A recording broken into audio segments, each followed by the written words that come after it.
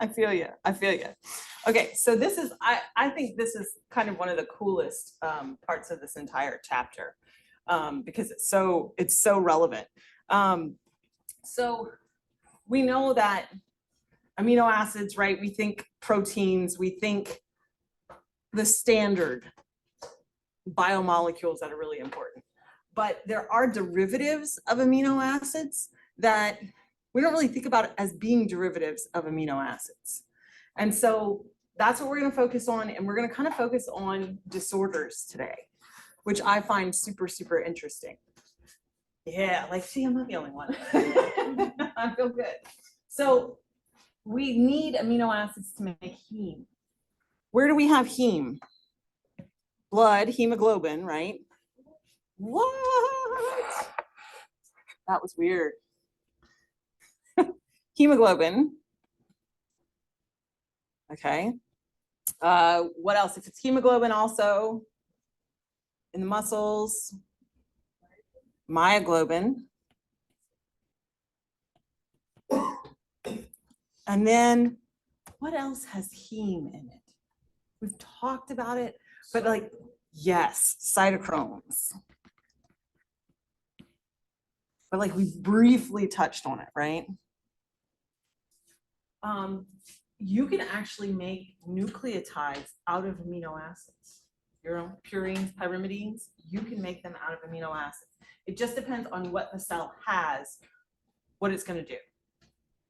Signaling molecules. So when we talk about signaling molecules, think about the brain. What do you think about when you think about signaling in the brain? Neurotransmitters. If I want to signal throughout the whole body, and what kind of molecules are the ones that induce the change? Hormones. And then we're going to talk about nitric oxide. We talked about that a little bit in Biochem 1, but we're going to talk a little bit more about it today. For nitric oxide, when I was showering kids, when you put it on their belly button, is that the same thing? They put what on their belly button? I don't know about that. And it like dries up the skin. Yeah, so they probably put a vasoconstrictor, not necessarily a vasodilator. It's something. But it might be. I mean, it's probably something that controls. That's like nitroglycerin for attacks. Yes, yes, yes, yes, yes, yes. And we're going to talk about a lot of it. So I don't want you to get confused, right? Most amino acids that come from degradation, right? What do they get recycled to? Back to proteins, right? So this is a small portion of where amino acids can go. The majority of amino acids do go to proteins. So just know that this is a small, small portion. So we're going to start talking about heme. So where do we need to make the bulk of heme?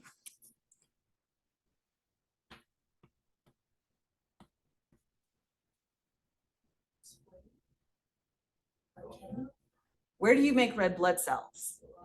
Bone marrow. So we make it in the bone marrow. So you have red blood cell precursors, right? In bone marrow. And that's where it gets made. Then you also make a little bit in, guess what organ? The liver. Because we do use heme for some enzymes as a cofactor, right? Heme for enzymes. And so that heme is actually made in the liver, not in the bone marrow. So we know that in the center of heme, here's heme. What metal do we have here? Iron, because we went through the whole thing with hemoglobin, and we know how oxygen interacts with the iron and right, all that kind of stuff. Okay, so if you can't make heme, you're going to have some serious problems, right? So there are lots of disorders that are associated with this. But if you look at how we start making it, we're going to start with glycine.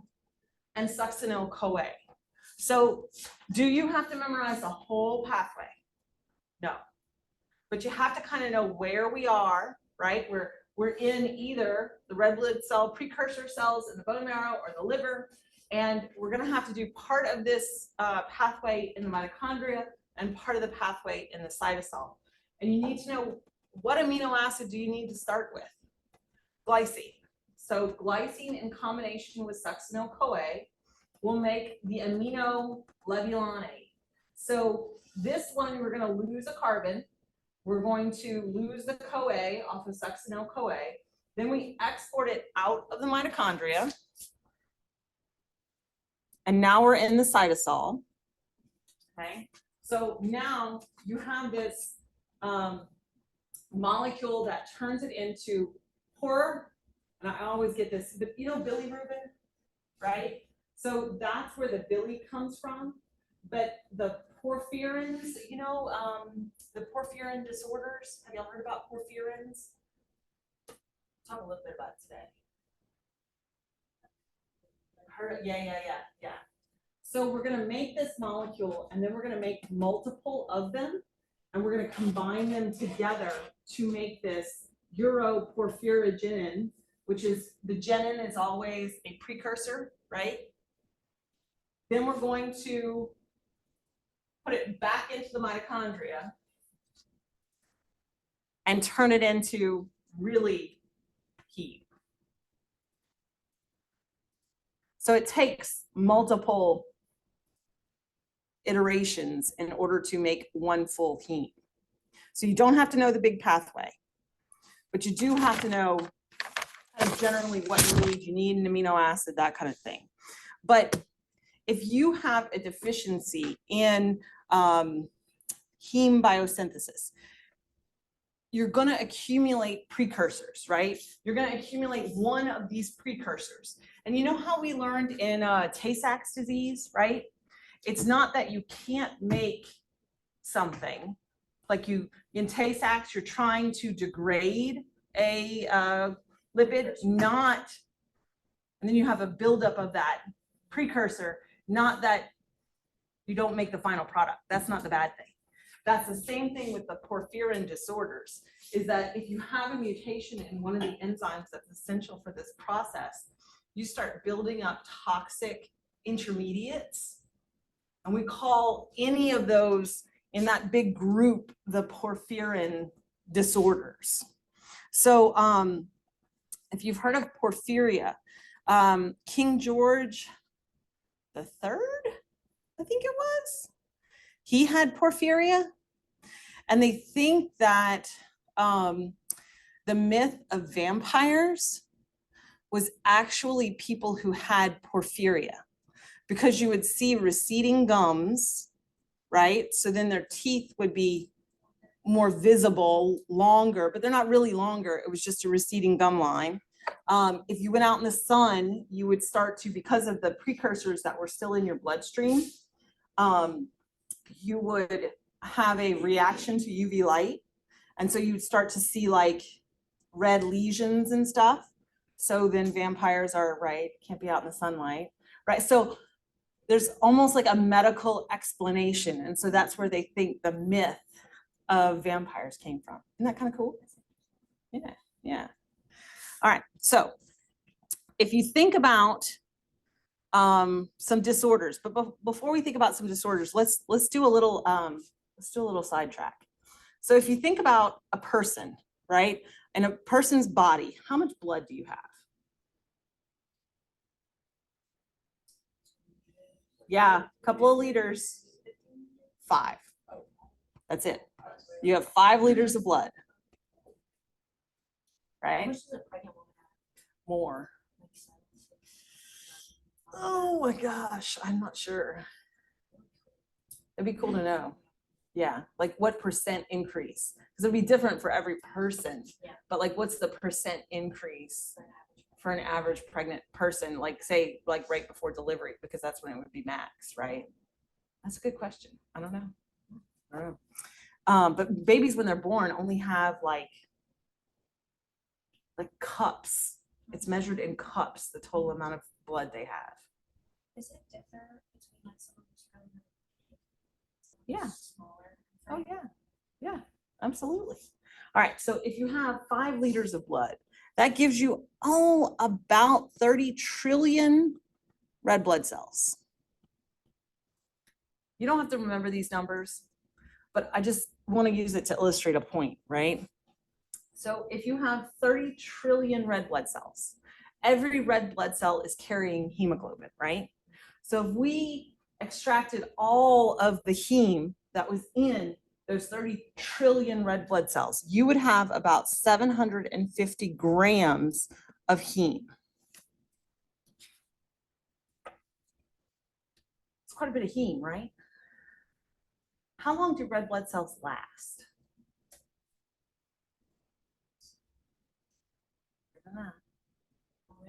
Longer than days, longer than a couple of days. 5 days. 120 days. They last 120 days. That's their half-life. That's their lifespan, not their half-life, but their lifespan. So if you take 750 grams divided by 120 days, right? That will tell you how many grams per day of heme has to be degraded, right? So who's got a calculator? Yeah, 6.25, something like that. Dang, thank you. Grams of hemoglobin, of heme, that needs to be degraded, right? And where are we going to do the degradation?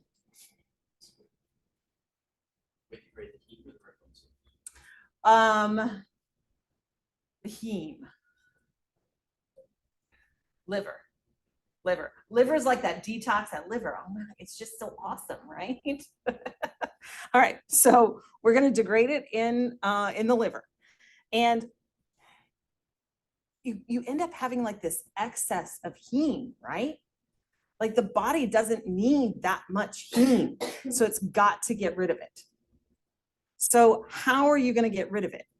Well, you're going to go through this degradation pathway where you're going to start out with heme, and then you're going to start breaking it down into biliverdin and then bilirubin. It's ridiculous to pronounce it this way, right? Where is this happening? Biliverdin, if you pronounce it differently, biliverdin, right? Where does it happen? In the liver, right? It's not. It's Billy. If you know bilirubin, it's biliverdin, but it occurs in the liver, right? Okay, you know. Yes. All right, I got a question. Sure. Based on the case study that we didn't present today, but we were almost done with it. Yeah. So they had the genetic disorder that led to cirrhosis. So one of the big things was their jaundice in the eyes. They had only in the eyes. Yes. So if they had a buildup of bilirubin, even though they were having cirrhosis, so their liver wasn't functioning correctly, and they had to shunt that when the blood was passing from portal vein hypertension, so it wasn't even going to the liver. Yeah. And that's why they had neurological symptoms. How would they have a buildup of bilirubin if it wasn't even going to the liver to make it? So wait. Some of it has to be in the liver. Some of it has to be. Pathway happens to the liver. It's taking it away. Right. The portal vein is not the hepatic vein. The portal vein comes from all the other organs and goes to the liver. I know, but you're saying that's not supplying the blood. It's not oxygen. It's not oxygenated, but it's going into the liver. Yeah, but the arterial blood is what's supplying. Yeah, but that's the spleen. It's like drinking that. It filters from the organs that go to the liver. So like the spleen, the small intestine, the large intestine, that all comes to the liver to get detox. So yeah. The heme comes from the portal vein into the liver, and then it goes from the hepatic vein to the heart. And then the liver does get oxygenated blood, but that's totally different. That's just a function. That's not to detox the nutrients. No, it's not. But you do have some blood going into the liver that contains the heme. So at some point, you're gonna have some converted. Okay. I Because I was mean- just confused, like, how is there a drastic increase in bilirubin if they have cirrhosis, so their liver is not functioning properly?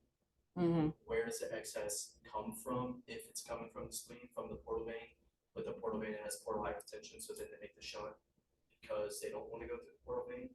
Right. So if that makes sense. Yeah. We'll talk about it some more. Okay. We'll talk about it some more I on just- I case guess study we'll day. talk about it or look Yeah, into we it. can chat about it. I have a much simpler question. Sure. So you said that this degradation needs to happen. Yes. Is this when there is not enough degradation, this happens, or this is just the basic? So this is the basic pathway. This is the pathway that's going to happen. And if this doesn't happen now, Yeah, we're gonna talk about, the buildup. So when you talk about converting the heme into these different products, right? This is really, really important. And there are two kind of ways that bilirubin can go. Bilirubin can either go and get conjugated, so there are kind of two pathways. The first one's very, very minor, and it'll get conjugated to albumin, and it'll go to the bile duct.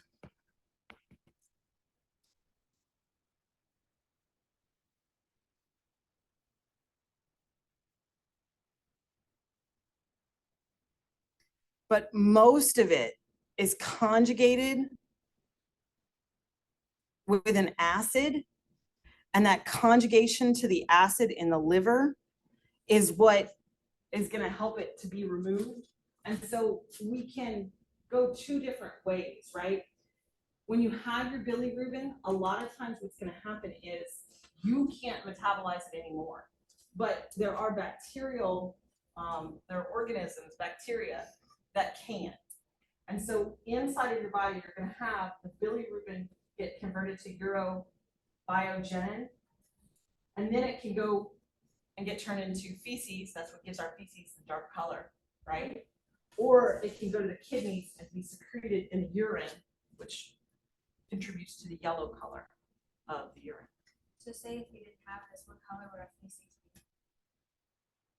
I never thought about that. It'd be a lot lighter. It'd be a lot lighter. Absolutely. Yeah, right. It's kind of gross to think about, right? It's pretty gross. But so when we talk about jaundice, right? If you have excess bilirubin in the blood, that's what causes the jaundice. So what color are you when you're jaundiced? Yellow. So each of the different forms, the degradation forms, has a different color because of its structure, right? So if you have jaundice, you have excess bilirubin in your bloodstream, right? If you're a little baby, you know, some newborns are like that. Some newborns are jaundiced. So what do they do to us? They stick them under a UV light, right? They put them like little cool sunglasses, right? They do. And so the UV light will actually break down the bilirubin in order to help that metabolism. So why are newborns jaundiced? It's not the same thing as having a liver dysfunction, right? If your liver is not working right, yes, you're going to get jaundiced. But babies are newborns, right? And these are healthy newborns. So why are they becoming jaundiced?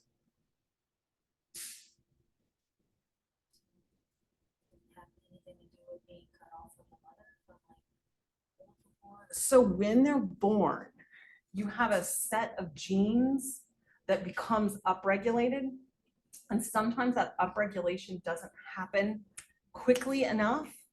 And so if they are lacking one of the enzymes, right, that helps in this degradation process, it's not that they don't have the enzyme, it's that they're not expressing enough of it.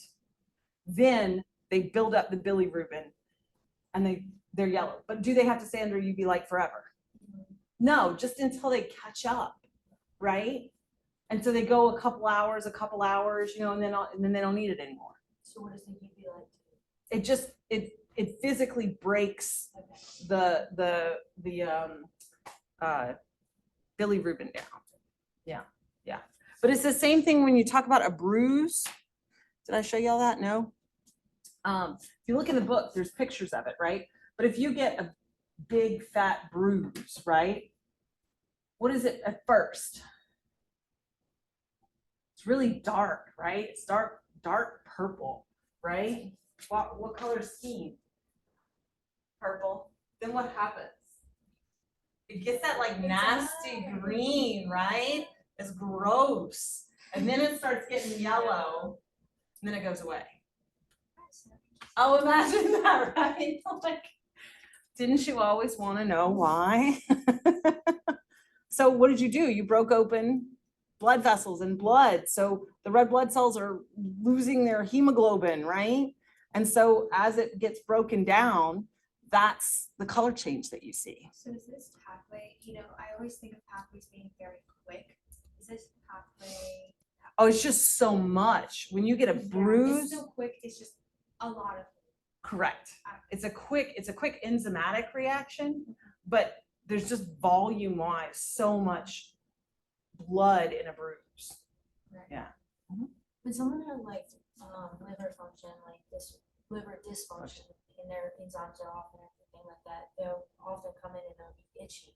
And like they'll always like itchy. Yeah, like I never learned that until I worked in ER, and so I was like, oh yeah, that's common with people who have liver dysfunction or like their enzymes are off. Do you know like why? Does that have anything to do with bilirubin? Like build up? I wouldn't think, well, I mean, like a bruise doesn't itch. No, that's why I was like always. I didn't know that. Yeah. I did not know that.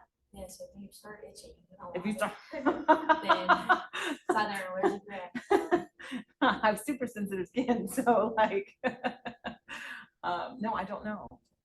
That's interesting. I wonder if it's an immune reaction because, well, right, because, yeah, it I'm really sure does. it It does. really does. I just don't know that. Yeah. I know. Yeah. Oh And my there's stuff, gosh. look, there's so much stuff that I don't know. Like, I don't want y'all to think I have the answer to absolutely and utterly everything because I don't. I mean, there are things that I know, but So like once you start having liver dysfunction, everything just starts to crumble down. Oh, And yeah. I never realized that before this class, but it's involved in everything. that's why liver cirrhosis is so bad. Yeah. Yeah. And Yeah. so it's like not long after you have liver disease or liver dysfunction that you're getting really sick. Right. That's crazy. Oh yeah. Liver's super important. Okay, so we're gonna focus in now on one particular amino acid. We're gonna focus on tyrosine. So tyrosine is metabolized into a lot of different things.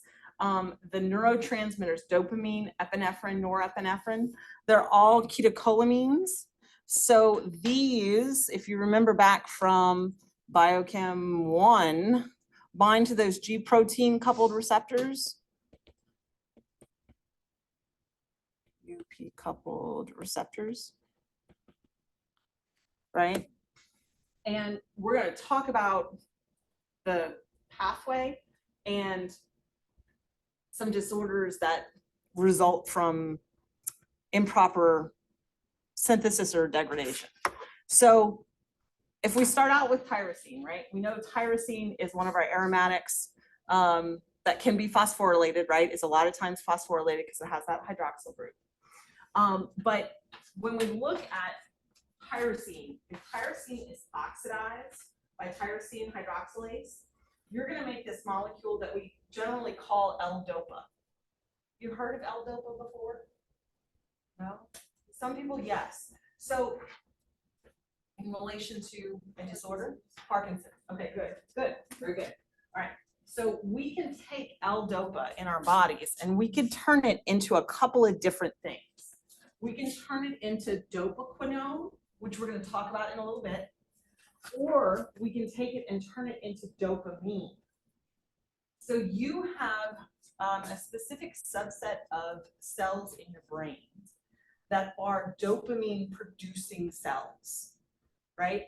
If you have Parkinson's, you have a decrease in the dopamine producing cells in a certain portion of your brain. And the really difficult thing about Parkinson's, my uncle has Parkinson's, is that you can't get drugs across the blood-brain barrier. So we can't just give people dopamine because it won't cross the blood-brain barrier. What will cross the blood-brain barrier is L-DOPA. Well, a precursor to L-DOPA. And then their bodies will turn it into L-DOPA. So you can get some relief from symptoms, but it's not a treatment. Because what ends up happening is if they're on the L-DOPA for a long time, you have twitching side effects. Like it starts having the opposite effect, because what's the symptoms of Parkinson's? Tremors, right? Lots of tremors. And so it calms the tremors for a while, and then they start twitching, right? So it's kind of, you know, damned if you do, damned if you don't. So then dopamine can then be metabolized into norepinephrine. Norepinephrine can be turned into epinephrine. So you have 3 different neurotransmitters that are derived straight from tyrosine. And these neurotransmitters are insanely important in neurotransmitter communications, like so important. So when you think about like future treatments of what can you do for Parkinson's patients, I think we're going to have to get to the point where we do some kind of like, you know, you extract out some cells, you do some gene therapy to replace the defective enzyme, right? So usually it's tyrosine hydrolase, and then implant them back into the patient. I mean, because it's so hard to get across that blood-brain barrier, you're not going to get a virus across, right? You can't do traditional gene therapy. So it's going to have to be something big. All right, so the other thing that tyrosine is really, really important for is our pigmentation.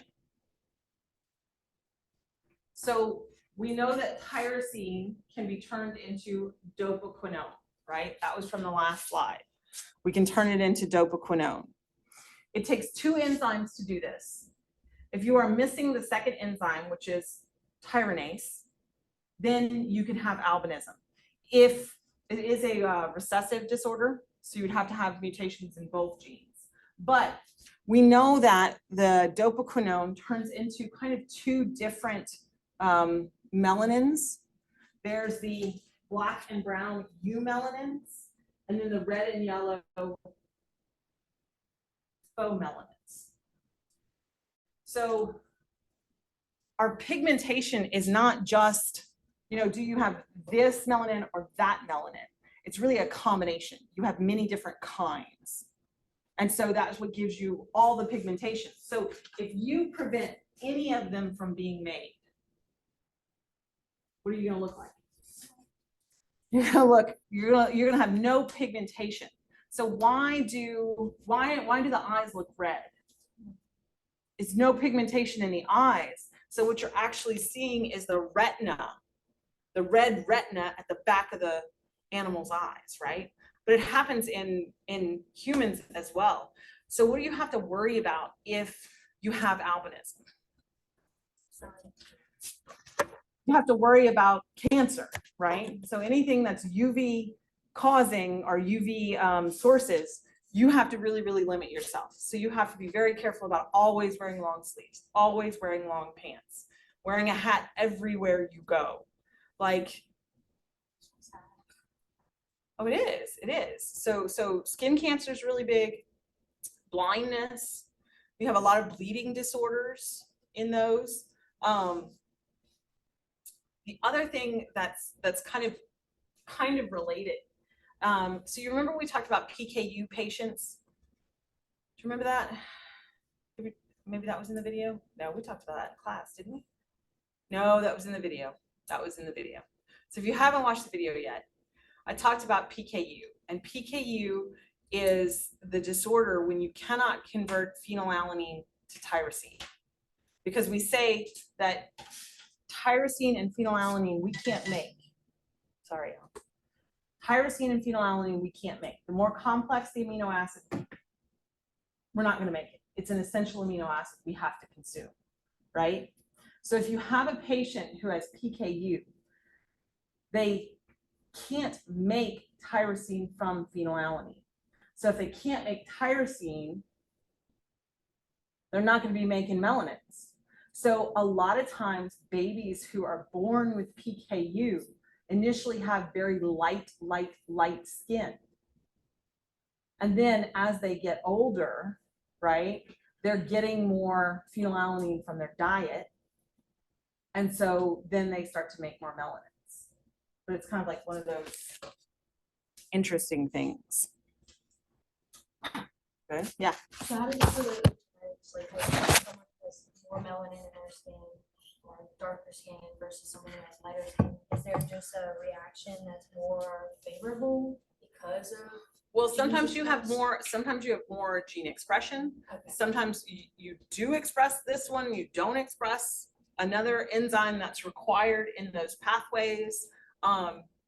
There's a lot of different, we think about skin color as being one thing or another, and it's not.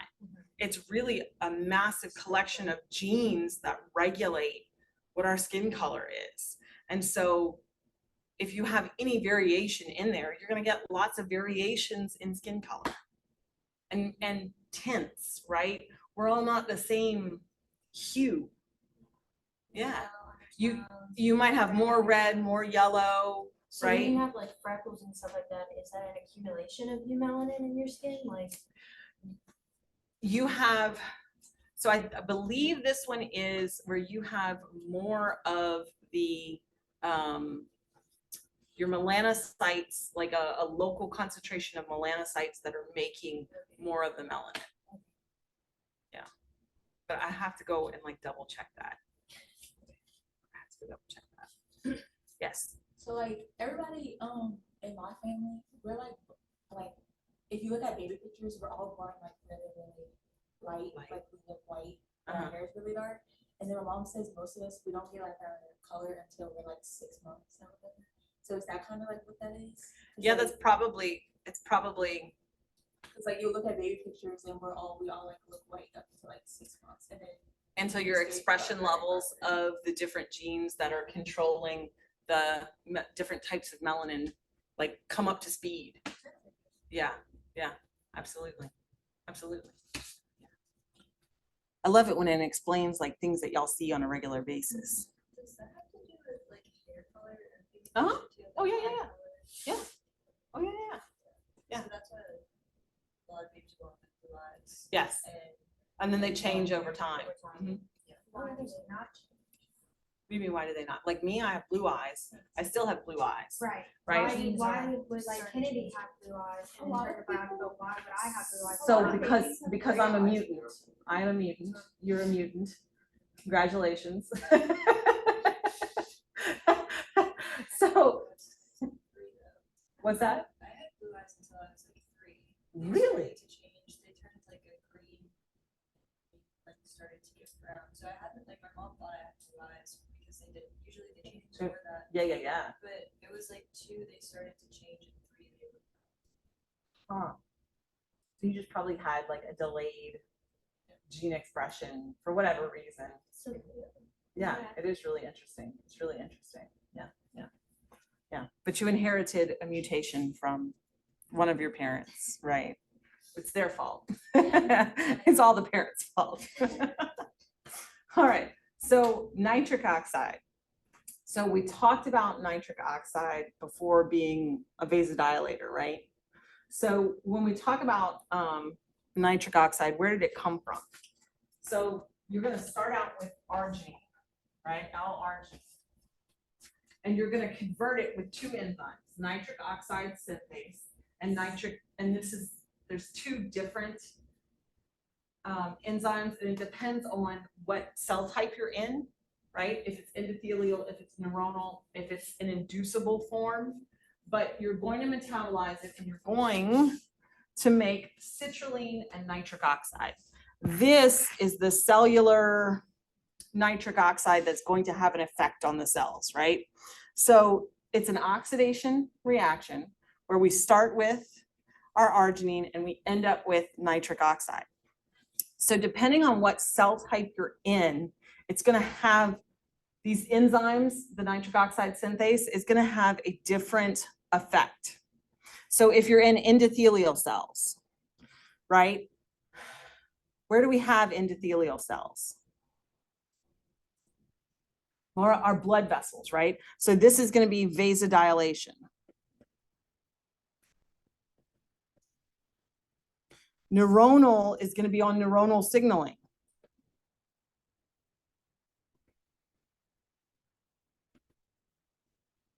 And then the inducible form is present in immune cells.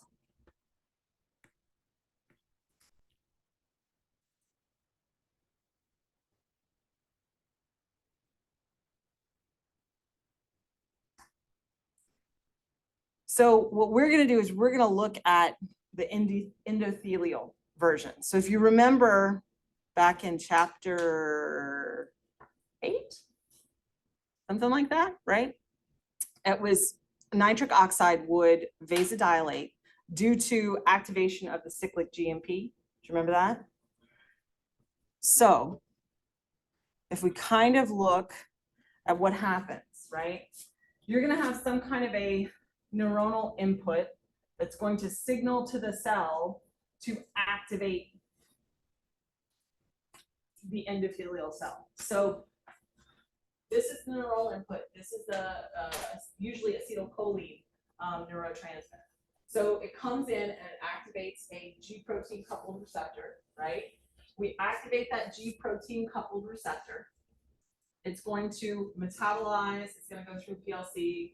We're going to take PIP2, cleave it, make DAG and IP3, right? So then what is IP3 going to go and do? Go to the endoplasmic reticulum, release calcium. What is calcium going to go and do? Calmodulin, right? Activation. Calmodulin can be attached to many different things. But this one is actually going to catalyze the conversion of arginine into nitric oxide, right? Citrulline is kind of like a byproduct we don't care so much about. But, okay, so now we're getting to our smooth muscle cell. So our nitric oxide, it's really small, right? It can just diffuse across the membrane. We don't need a transport protein. We don't need anything. It just diffuses. So you have guanylate cyclase that's sitting in the cytosol. It's going to convert GTP to cyclic GMP. Our cyclic GMP is going to activate a kinase, protein kinase G in this case. Protein kinase G is a kinase, so it will phosphorylate whatever our substrate target proteins are that result in muscle relaxation and blood vessel dilation, right? So do you remember we talked about this in class? Yeah. So if you inhibit the conversion of cyclic GMP to GMP, then the thought was, right, they did this in like the 90s or something, right? They were like, well, if somebody's having a heart attack, right, can't we just give them something that will open up their blood vessels, result in vasodilation, and then they won't die, right? It was a good thought. It was a good thought, but it just wasn't very effective. But what they then noticed was that everybody who was taking this were having very long extended erections. And so Viagra was born. So if you go to the emergency room, you're having a heart attack. What are they going to give you? You said it earlier. Somebody, nitroglycerin. Nitroglycerin. So nitroglycerin is a nitric oxide donor. So for every 1 molecule of nitroglycerin, you're going to get 3 molecules of nitric oxide. So it's a very, very potent vasodilator, right? It's actually, we say nitroglycerin's in explosives too, right? It is. It actually is, because that reaction is so spontaneous and so extreme, right? It is in explosives, but in the drug, it's stabilized, it's chemically stabilized with cellulose, so it's not going to explode, which is good. But So how does it cause that effect? Like, it's a- I don't know if it was, I think it was in dynamite first, and then how did they put that in sugar? Like, what great that's a really idea. great question. Who thought, hey, let's take this chemical that we make dynamite out of and let's put it into somebody who's having a heart attack? So, so if you're a physician and you have somebody who's coming in with a heart attack, should you immediately put them a nitroglycerin patch on? No, why not? Instead of taking Viagra. You ask them first if they're taking Viagra, because if they're taking Viagra, you will kill them with a nitroglycerin patch. It's like such an intimate thing that they're taking the pill, so I'm sure. They don't want it. They don't want to say that, but you legit, you could kill them. So you have to tell them, look, you have to be honest with me. If I put this nitroglycerin patch on you and you've taken Viagra, you will die. So tell me now, because you're dropping their blood pressure so quickly with the nitroglycerin, and then they're already on a vasodilator. Their blood pressure is so low that they're not going to survive, right? So when it's converted to cyclic GMP Yeah. to GMP, Yeah. that reduces. That turns off. This is the off switch. Okay. The on switch is to go from GTP to cyclic GMP. Then the cyclic GMP binds to the kinase, activates the kinase. So how do you turn off the signal? You degrade the cyclic GMP into GMP. So all Viagra does is stop that conversion and keeps it in cyclic GMP form, and therefore it's always on. Yeah. So take care of those patients, right? Take care of those patients. Okay. So before we start the next chapter, I have a little something for you. The next chapter is all about nucleotides, right? This chapter was all about amino acids. The next chapter is just one chapter on nucleotides. So I want you to think about, what do you know about nucleotides before we even start? So don't use your notes, don't use the book. Use your brains and your partners. We can work together. Doesn't matter to me. You're supposed to give yourselves like 5 minutes. Oh, I'm sorry. I'm so sorry. It's only 2. I couldn't count 2. So try to do it like 5 minutes on your own, brain dump, and then turn and talk. Guys. About what? Right. That's interesting. Oh, later.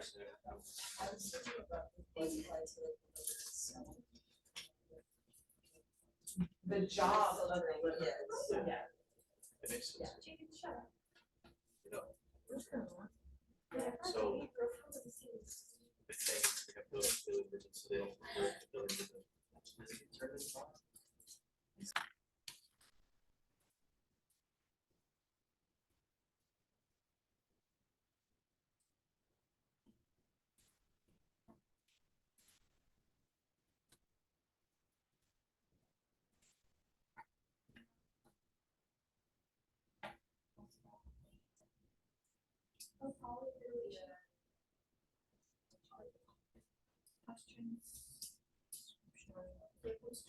The MR added to the mRNA.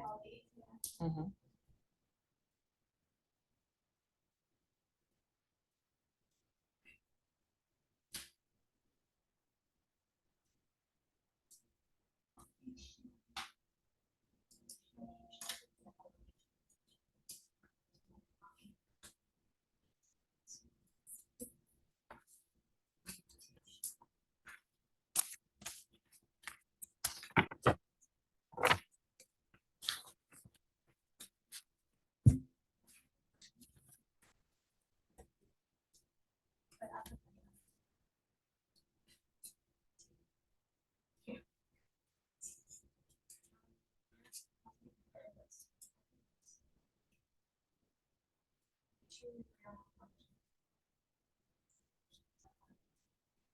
Anybody have anything different that they want to share?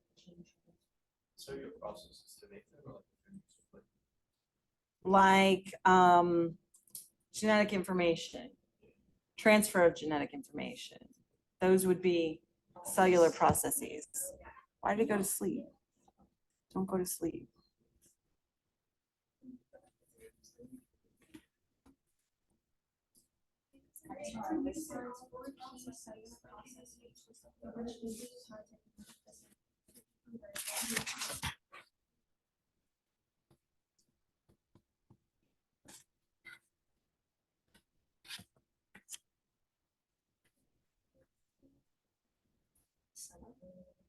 Hmm.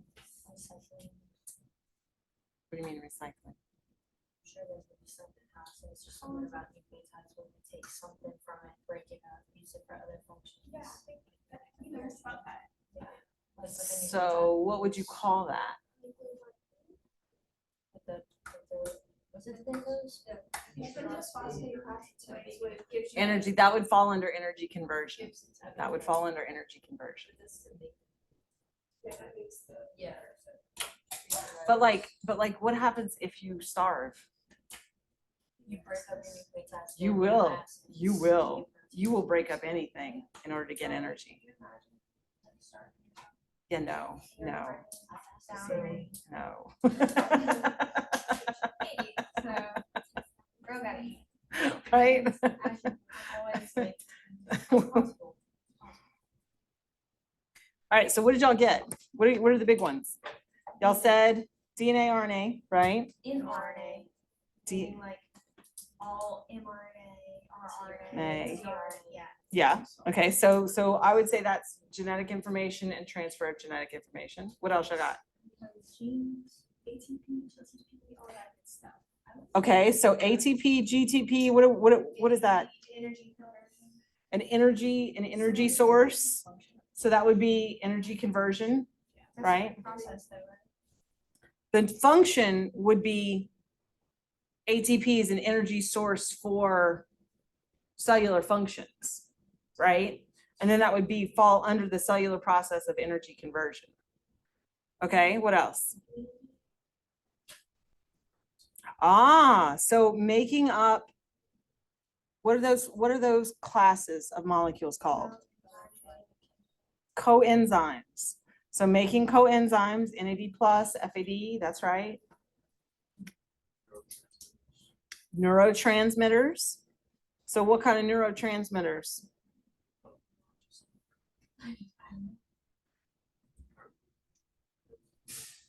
Okay, well, so I'm not going to give you, I have bad news, and I'm not going to give you the answers today. What I want you to do is to kind of keep that with you, and you're going to keep adding to it as we go. Glutamate, GABA, GABA. GABA. But glutamate's not. No, 'cause that's. Okay, so what else is on your list? Biosynthesis, degradation, polyhedral, transfer of genetic and translation. Single trans. So as you're making your list, are you thinking about the different nucleotides that do the different functions? You should kind of be thinking about that, right? There's some, okay, so like a poly A tail is only, there you go. So there's a process, I'll give you one more. I'm gonna give you one more. I want you to kind of think about this as you're going through this chapter. So do you remember back when we were talking about like glycolysis in Biochem I, and we were talking about making glycogen? So if our blood glucose was high, we want to go and build glycogen. How do we build glycogen? Well, glycogen is the core protein. You have glycogen. UDP. What? Oh, do you remember that? So like, is it specific for the different nucleotides what their functions are? Absolutely. How about one that we talked about on the very last slide that you saw? No, the very last slide, we were talking about nitric oxide. We talked about a nucleotide. We talked about GMP, GTP going to cyclic GMP, right? So that's in signal transduction. So start to kind of refine your list and keep your list going as we go. And then remind me, and at the end, I'll let y'all kind of compare lists again. Yeah? Make sense? Okay. So now we're in the mood. We're in the mood for nucleotides, right? All right. So I really like, this is your book. I just pulled up your book. So when we talk about nucleotides, we also have to think about how can we manipulate the system that's already there in order to treat patients, right? So if you look, here are two cancer cells, right? They're supposed to kind of look like this, the ones that are over here, but these are the two cancer cells. So what are hallmarks of cancer? Uncontrollable cell growth, and think about cancer like weeds in a garden. What's the goal of the garden? To grow what? Nutrients, food for us to consume, right? Right? So our garden has a job. The weeds take all the nutrients, and then the garden can't do its job, right? We need the garden. Let's just say we don't have a grocery store, right? Let's say we're cave people. We don't have a grocery store. It's terrible. So what do we have to do? We have to tend our garden. We have to make sure that each plant is making whatever fruit or whatever vegetable we need to consume, right? So that for me, I think about that as like the different organs in the body. Each organ has its own unique job. And so if you have cancer in one particular organ, that organ is basically going to shut down because the cancer is soaking up all the nutrients and not doing the job. And so a lot of times we say cancer is high rates of cell division and cell growth, but that doesn't answer why is cancer bad, right? So what if I got a couple of weeds going? But what happens when you get a couple of weeds going and you don't go out and pluck the weeds? It takes over the garden, and then your organs can't do their jobs because they don't have any nutrients. And the weeds aren't making you any fruit or vegetables, right? So that's why cancer is so bad, right? So we know that in order for a cell to divide and to grow, it is going to need to make lots of nucleotides, right? Every time it undergoes cell division, we have to replicate all of the DNA, right? And then you need to grow the cell, which means you're going to express lots of genes, you're going to make lots of RNA, so you're going to need a lot of nucleotides. The faster the cell grows, the more nucleotides you need. There's an enzyme, dihydrofolate reductase, that produces a coenzyme that's required for biosynthesis of thymine, right? And we know thymine's a nucleotide, right? So the drug is called methotrexate. So this one is going to prevent cell division, right? It's going to prevent any cell that undergoes lots and lots and lots and lots and lots of cellular reproduction to not work. So what are the symptoms? This is an example of a chemotherapeutic agent. So if anybody know of anybody who's had to go on chemo, what are their symptoms? Weakness, hair loss, nausea, vomiting. They're also extremely poor, they have a poor immune system. And a terrible immune system. Just terrible. Just have a rapid cell growth for those raw cells that go through rapid cell growth. So let's talk about each of the symptoms, right? Right? It's non-discriminate. That's exactly the problem with chemotherapeutics. We put it in your bloodstream, and let it have at your entire body. So what cells are highly, rapidly dividing? Hair cells, right? The cells lining your stomach that are creating the mucus that prevents you from digesting your own stomach, right? That's why you're nauseous. That's why you can't eat, right? What about your immune cells? Your immune cells are highly rapidly dividing cells. So then you become immunocompromised. Like all of the things that when you think about the symptoms, you should be thinking about the biochemistry behind them. Like why is it happening? So this is really interesting. So chemotherapeutics work, right? They do. Just hopefully they kill the cancer before we kill the patient, right?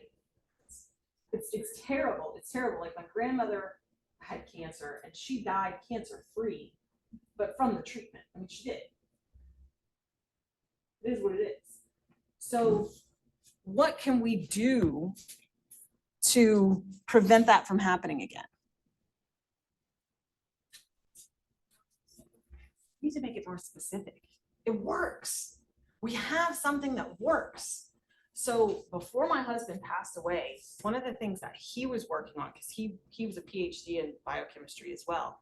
One of the things he was working on was taking these chemotherapeutics and conjugating them to molecules that were specifically recognized by cells and caused the chemotherapeutics to be internalized into the cancer cells specifically. Be cool, right? That'd be really cool. But I mean, other people are still working on it too. But do you think that if like that, you know, there is a cure for cancer, that big pharma would even allow that because they already make so much money off of chemotherapy and I think they wouldn't want to, but I think if you put enough pressure, they have to. I mean, we just have to be good people. you need a PR, you need to go to the press, you need to put it out there, and then they have to. I mean, will it be a fight? Yes. But It's even fun. yeah, it's ridiculous. It's ridiculous. But yeah, but the thing with cancer is that every cancer is different, right? Every single cancer is different. So until you create treatments that are specific for that specific cancer, it's not going to work. When you do this, oh my God, it's like pirate medicine, you know, where you're just killing everything. It's going to be difficult. It's going to be really, really difficult. So, all right. So we're going to talk about nucleotide metabolism. We're going to talk about metabolism. We'll talk about the chemical structures, which you probably already know, right? We'll talk about biosynthesis, right? Biosynthesis. We'll talk about degradation. We'll talk about functions and regulations.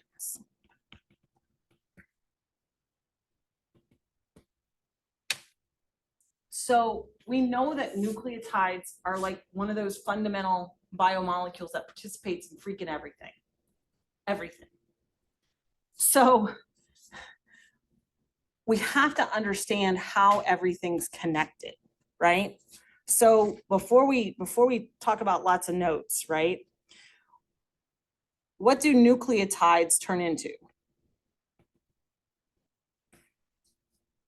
If we build them up, they turn into, put them together in a string, DNA, RNA, and we call those together nucleic acids, okay?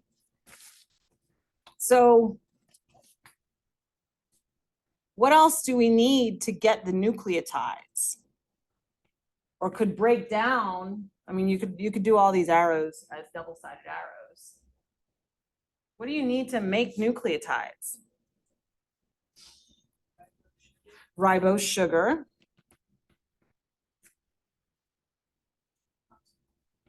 What else do you need? You need phosphate groups, which will, yeah, we do need phosphate groups, yes. Phosphate. groups. I don't really list those so much just because there's so many of them floating around. But bases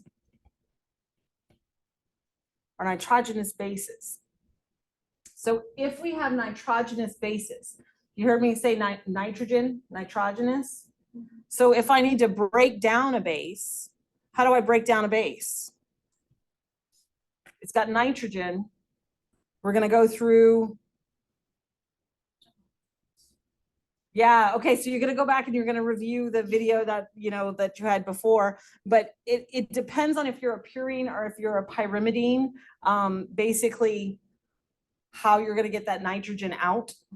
So if you are a pyrimidine, you're going to get it out basically as the ammonia molecule. If you're a purine, you get it as uric acid, URIC acid.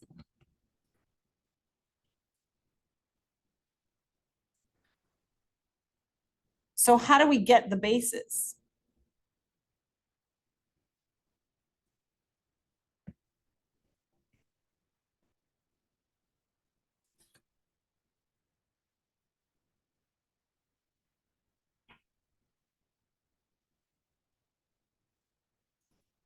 Amino acids. We get them from amino acids. Okay, so y'all know, like, did I do this to y'all? I sometimes do this in Biochem 1, but sometimes it freaks people out too much, and so I don't do it. But I showed them the picture of all the integrated metabolic map. Like, it's unreal.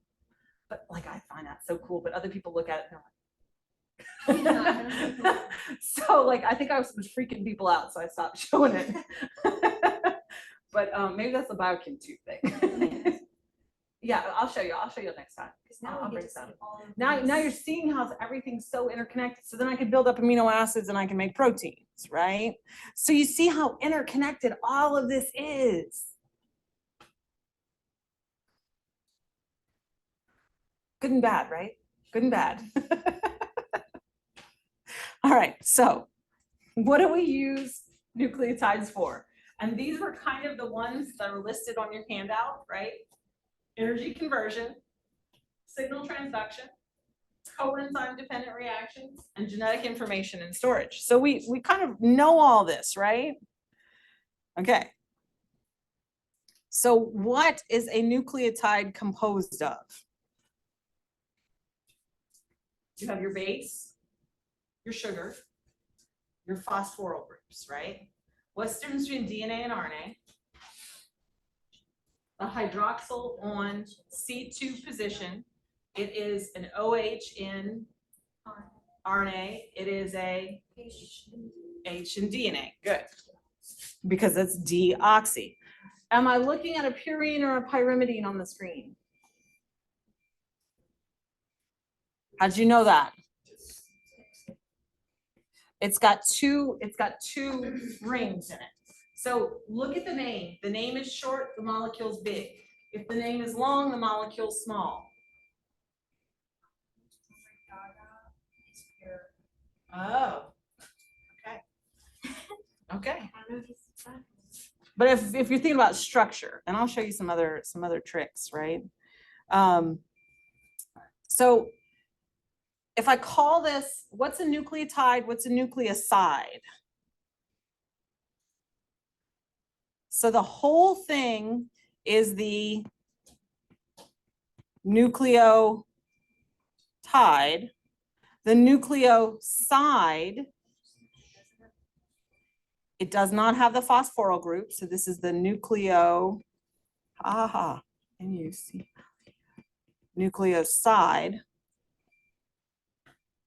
Then you have the sugar or the base or whatever it is. I hate the beeping. I hate the beeping. Okay, so if, for example, this were ATP, what does ATP stand for? Adenosine triphosphate. It's actually adenosine 5' triphosphate. Why? This would be adenine, adenosine. So it's on the 5' off of the sugar is the triphosphate. Yeah? Okay, so what's the difference between adenosine 5 triphosphate and adenylate?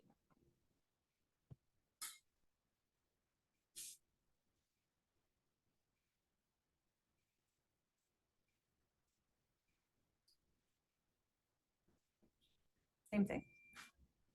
It's a common name. It's the same thing. Same thing. So like, don't get messed up if you see that. It messes up lots of people. Don't feel bad.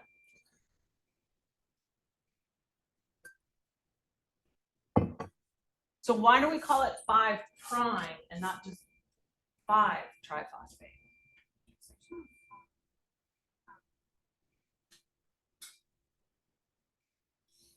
Why do we need the primes? We have carbons in the base and we have carbons in the sugar.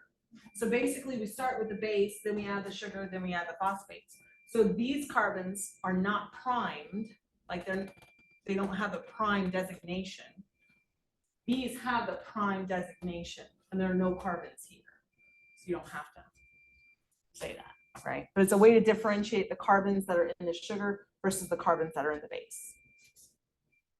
Yeah, okay. So purines and pyrimidines. Purines are pure as gold. What are the two purines? Adenine and guanine. Pyrimidines, how do you cut a pie? You cut a pie, right? So it's cytosine, thymine, uracil. You cut a pie.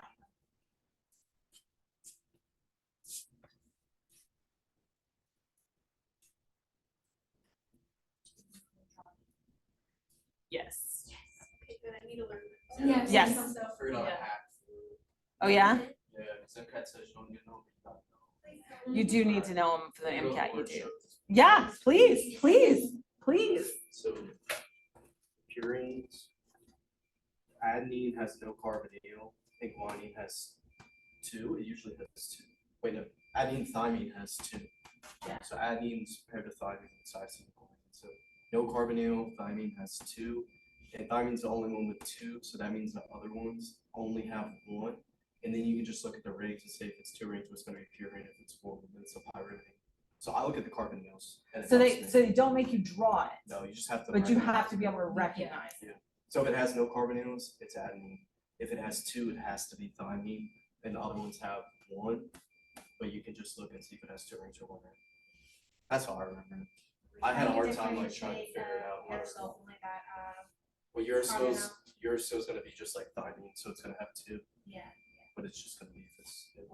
Well, and remember, if you remember, do you remember why DNA does not have uracil? Do you remember that? You've been taught this, and I know I put this on an exam for y'all. Oh, We've been taught it, I just thought. yeah, it's because the mutation. Okay, so cytosine can spontaneously deaminate. What is a deamination event? Take away a amine, right? So you have to replace it with something. What are you going to replace it with?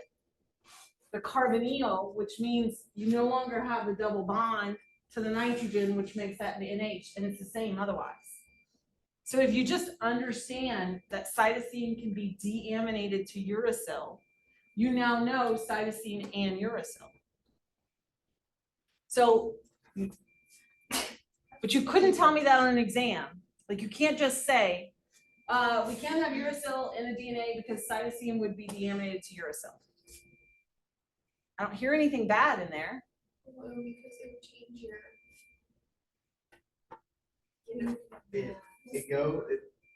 So what's the base pairing? The base pairing is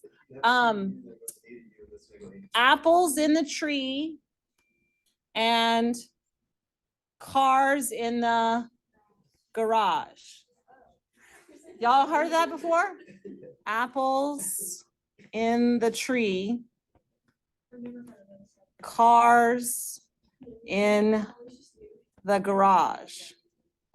Three bonds between C and B, two bonds. This is 3, this is 2. Yep. Yeah, this was a discussion you put out the right answer this week. Okay, so if you start with a cytosine, you would start with a GC pair. If it's spontaneously deaminated to uracil, what would uracil bind to? It would bind to adenine. Because uracil and thymine bind to the same thing, right? Because there's no T in RNA, it's U, right? Okay, so you would go from a GC pair to an AT pair. But why wouldn't the cell be able to see that cytosine was deaminated and fix it?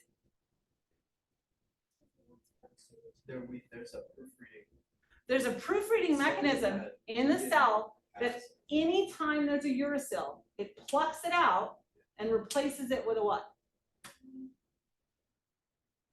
Anytime in the DNA that it sees a uracil, it says the uracil needs to be replaced with cytosine, right? So if we had uracil in the DNA, normally, uracil would bind to adenine. So it would really be an AT pair. And the cell would take that AT pair and replace it with a GC pair. Well, that's wrong too. What type of mutation is that? Well, it's just a oh my God. It's a single point mutation, right? But the problem is that if you have uracil in the DNA, the cell can't tell the difference between a uracil that's supposed to be there and a deaminated cytosine. Yeah? Okay, that's fine. That's fine. I'll post the recording from today.